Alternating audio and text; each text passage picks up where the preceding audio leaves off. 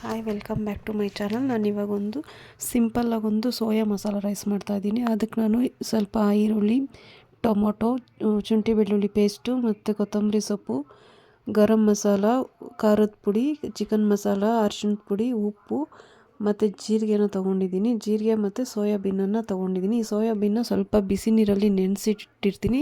ಯಾಕೆ ಅಂತ ಹೇಳಿದ್ರೆ ಒಂದೊಂದು ಸರ್ತಿ ಸೋಯಾಬೀನ್ ಏನಾಗಿರುತ್ತೆ ಅಂತ ಹೇಳಿದ್ರೆ ಅದರಲ್ಲಿ ಸ್ವಲ್ಪ ಏನಂತಾರೆ ಹುಳಗಳು ಸೇರ್ಕೊಂಡ್ಬಿಟ್ಟಿರುತ್ತೆ, ಕೀಟಗಳು. ಸೊ ಅದು ಬಿಸಿ ನೀರಲ್ಲಿ ನೆನೆಸಿಟ್ಟಾಗ ಅದು ಕೀಟಗಳು ಈಚೆ ಬರ್ತಾ ಇರುತ್ತೆ.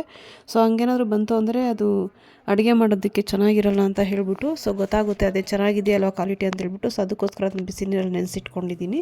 ಸೊ ಅದಾದಮೇಲೆ ಮಾಡೋದಕ್ಕೆ ಒಂದು ಬಾಣಲೆಗೆ ತೊಗೊಂಡು ಬಾಣಲೆಗೆ ಸ್ವಲ್ಪ ಎಣ್ಣೆ ಹಾಕ್ಕೊಳ್ತಾ ಇದ್ದೀನಿ. ಎಣ್ಣೆ ಜಾಸ್ತಿ ಹಾಕ್ಕೊಬೇಡಿ, ಯಾಕಂದರೆ ಸೋಯಾ ಎಣ್ಣೆನ ಅಬ್ಸರ್ವ್ ಮಾಡೋದಿಲ್ಲ. ಸೊ ಅದಕ್ಕೆ ಸ್ವಲ್ಪ ಎಣ್ಣೆ ಹಾಕ್ಕೊಳ್ತಾ ಇದ್ದೀನಿ ನೋಡಿಕೊಂಡು. ಸೊ ಅದಾದಮೇಲೆ ಅದು ಸ್ವಲ್ಪ ಜೀರಿಗೆ ಹಾಕ್ಕೊಳ್ತಾ ಇದ್ದೀನಿ. ಜೀರಿಗೆ ಸ್ವಲ್ಪ ಫ್ರೈ ಆದಮೇಲೆ ಅದಕ್ಕೆ ಸ್ವಲ್ಪ ಆನಿಯನ್ ಹಾಕ್ಕೊಳ್ತಿದ್ದೀನಿ. ಸೊ ಆನಿಯನ್ ಹಾಕ್ಕೊಂಡು ಅದು ಸ್ವಲ್ಪ ಹೊಂಬಣ್ಣ ಬರಬೇಕು, ಅದು ಹಸಿ ವಾಸನೆ ಎಲ್ಲ ಹೋಗ್ಬಿಟ್ಟು ಚೆನ್ನಾಗಿ ಸ್ವಲ್ಪ ಕೆಂಪಕ್ಕಾಗಿ ಹೊಂಬಣ್ಣ ಬಂದಾಗ ಏನು ಮಾಡಬೇಕು ಅಂತ ಹೇಳಿದ್ರೆ ನಾನು ಶುಂಠಿ ಬೆಳ್ಳುಳ್ಳಿ ಪೇಸ್ಟ್ ಹಾಕ್ಕೊಳ್ತಿದ್ದೀನಿ. ಸೊ ಶುಂಠಿ ಬೆಳ್ಳುಳ್ಳಿ ನೀವು ಬೇಕು ಅಂತ ಹೇಳಿದ್ರೆ ಕಟ್ ಮಾಡಿಬಿಟ್ಟು ಹಂಗೆ ಹಾಕ್ಬೋದು ಸಣ್ಣ ಸಣ್ಣದಾಗಿ. ನಾನು ಪೇಸ್ಟ್ ಮಾಡ್ಕೊಂಡು ಹಾಕ್ಕೊಳ್ತಿದ್ದೀನಿ, ಚೆನ್ನಾಗಿರುತ್ತೆ ಟೇಸ್ಟ್ ಅಂತ ಹೇಳ್ಬಿಟ್ಟು, ಯಾಕಂದ್ರೆ ಅದು ಬಾಯಿಗೆ ಸಿಕ್ಕರೆ ಚೆನ್ನಾಗಿರೋದಿಲ್ಲ ಅದಕ್ಕೆ. ಸೊ ಅದಾದಮೇಲೆ ಸ್ವಲ್ಪ ಟೊಮೊಟೊ ಹಾಕ್ಕೊಳ್ತಿದ್ದೀನಿ. ಟೊಮೊಟೊ ಅದೆಲ್ಲನೂ ಹಸಿ ವಾಸನೆ ಹೋಗಲಿ. ಸೊ ಅಲ್ಲಿವರೆಗೂ ಅದನ್ನು ಸ್ವಲ್ಪ ಫ್ರೈ ಮಾಡ್ಕೊಳ್ತಾಯಿರಿ. ಸೊ ಫ್ರೈ ಮಾಡ್ಕೊಂಡಿದ್ದಾದಮೇಲೆ ಏನು ಮಾಡಬೇಕು ಅಂತ ಹೇಳಿದ್ರೆ ನೋಡಿ, ಈಗ ನೀಟಾಗಿ ಅದು ಹಸಿ ವಾಸನೆ ಎಲ್ಲ ಹೋಗಿದೆ.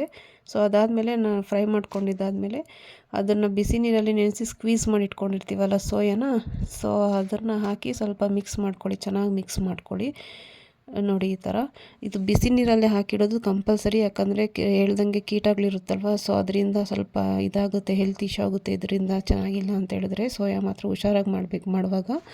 ಸೊ ಅದಕ್ಕೋಸ್ಕರ ನಾನು ಬಿಸಿ ನೀರಲ್ಲಿ ಹಾಕಿ ಸ್ಕ್ವೀಸ್ ಮಾಡಿ ಒಂದು 10 to 20 ಮಿನಿಟ್ಸ್ ನಾನು ಇಟ್ಟು ಅದನ್ನು ಹಾಕಿರೋದು.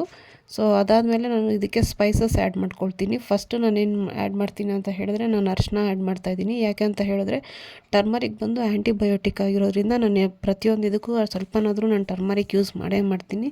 ಸೊ ಅದಾದಮೇಲೆ ನಾನು ರುಚಿಗೆ ತಕ್ಕಷ್ಟು ಉಪ್ಪು ಹಾಕ್ಕೊಂಡಿದ್ದೀನಿ. ನಾನು ಸೋಯಾ ಬೇಯವಾಗಿ ಏನು ಉಪ್ಪು ಹಾಕ್ಕೊಂಡಿಲ್ಲ. ಸೊ ನಾನು ಡೈರೆಕ್ಟ್ ಇದಕ್ಕೇ ಉಪ್ಪು ಹಾಕ್ಕೊಳ್ತಾಯಿದ್ದೀನಿ ಒಗ್ಗರಣೆಗೆ. ಸೊ ಎಷ್ಟು ಬೇಕೋ ಅಷ್ಟು ನೋಡ್ಕೊಂಡು ಉಪ್ಪು ಹಾಕ್ಕೊಳ್ಳಿ. ಸೊ ಉಪ್ಪು ಹಾಕ್ಕೊಂಡಿದ್ದಾದಮೇಲೆ ಅದನ್ನ ಇನ್ನೊಂದು ಸರ್ತಿ ನೀಟಾಗಿ ಮಿಕ್ಸ್ ಮಾಡ್ಕೊಳ್ಳಿ. ಮಿಕ್ಸ್ ಮಾಡ್ಕೊಂಡಿದ್ದಾದಮೇಲೆ ಸ್ವಲ್ಪ ಗರಂ ಮಸಾಲ ಹಾಕ್ಕೊಳ್ಳಿ. ಸೊ ಗರಂ ಮಸಾಲನೂ ಅಷ್ಟೇ ನೋಡ್ಕೊಂಡು ಹಾಕ್ಕೊಳ್ಳಿ, ಯಾಕಂದರೆ ಅದೊಂಥರ ಇದು ಸೆನ್ಸೇಷನ್ ಬಂದುಬಿಟ್ರೆ ಚೆನ್ನಾಗಿರೋದಿಲ್ಲ.